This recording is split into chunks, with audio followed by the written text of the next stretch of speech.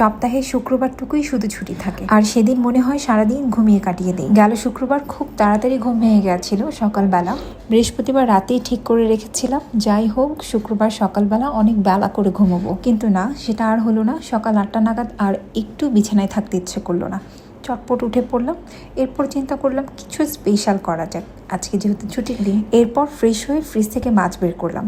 চটজলদি চিন্তা করে ফেললাম আজকে কি বানাবো। তারপর মাছটাকে কেটে ধুয়ে ভালো করে মশলা মাখিয়ে সেই রকমের ভাজা করলাম। চিন্তা করেছিলাম যদি একটু বারবিকিউ টাইপের হয়, কিন্তু বারবিকিউ সেটটা আমার ছিল আলমারির ভেতরে, সেটা বের করতে গেলে অনেক রকমের ঝামেলা পোহাতে হবে, তাই আর সেটা বের করিনি। ভাবলাম চুলা দিয়ে করে নিই।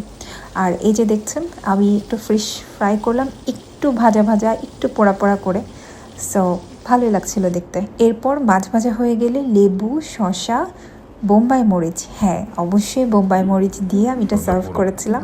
দেখতে অনেক অনেক সুন্দর লাগছিল। এরপর দুটো পরোটা বানিয়ে ফেললাম। বাহ, একদম সোনাই সোহাগা বলতে গেলে। মাছ ভাজা দিয়ে এই পরোটা এত মজা লেগেছিল সেদিন খেতে, কি বলবো।